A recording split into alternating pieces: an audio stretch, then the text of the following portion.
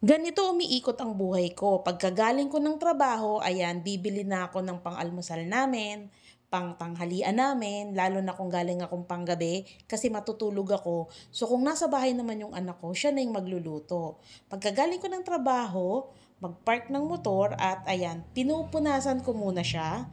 Yes, guys, pinupunasan ko muna siya para naman naaalagaan natin kahit papano. Kasi importante sa atin to, ay lalo na pala sa akin.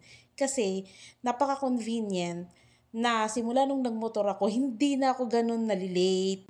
Umalis man ako sa bahay ng medyo late, nakakaya ko pa rin habulin yung time in ko na sakto sa oras. At masarap pala sa pakiramdam na nagmomotor ka, kailangan mo lang talagang samahan ng pag-iingat at ayun nga ang laging bilin sa akin, wag singit ng singit. Ginagawa naman natin yan. Pero balik tayo dito sa routine ko sa araw-araw, lalo na at 8 hours kami a day at 6 days ang pasok namin. So, isang diretso yon na 10 to 6, 2 to 10, 6 to 2. So, dahil panggabi ako, ganito yung ginagawa ko. Medyo mahaba yung oras ko sa bahay, kaya gustong gusto ko ng 8 hours duty kasi mas marami akong nagagawa tulad nito. May time akong maglinis ng motor.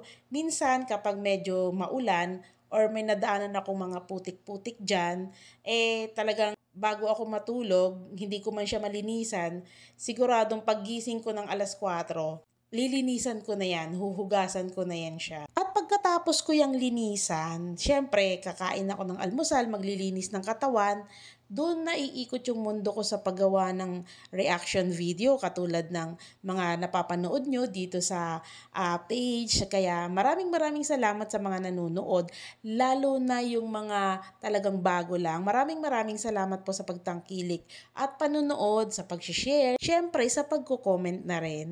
At pag natapos ko ng linisan ng motor, ang gagawin ko naman is ipapasok ko na sa loob yung mga pinamili ko tulad nitong ginagawa ko dito.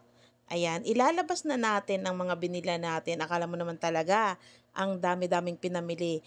Pero konti lang naman talaga yan, guys. At kapag naipasok na natin yan sa loob mamaya, ayun, doon naman natin yan sasalansanin or doon naman natin yan aayusin. At bago ang lahat, lagyan muna natin ng cover ang motor na ito para naman hindi siya masyadong babad sa init at hindi rin siya maalikabukan masyado.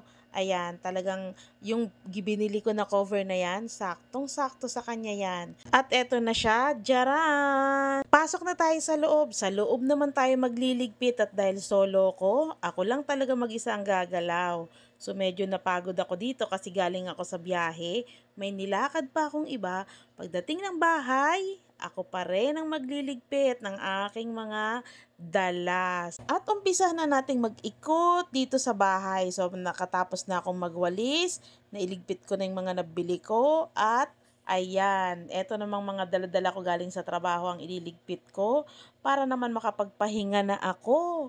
Medyo nakakapagod tong araw na to. Pero kung nandito naman yung mga anak ko, sila naman yung nagliligpit ng mga dala ko. Ako naman, kakain na lang, maliligo at aakyat na sa taas para makapagpahinga na nga kasi may pasok pa rin naman ako pagdating ng gabi. So pag wala sila, ako talaga ang gumagawa at dito umiikot ang buhay ko araw-araw. So konting pahinga tapos matutulog na tayo. Maraming salamat po sa panunood ninyo. Thank you!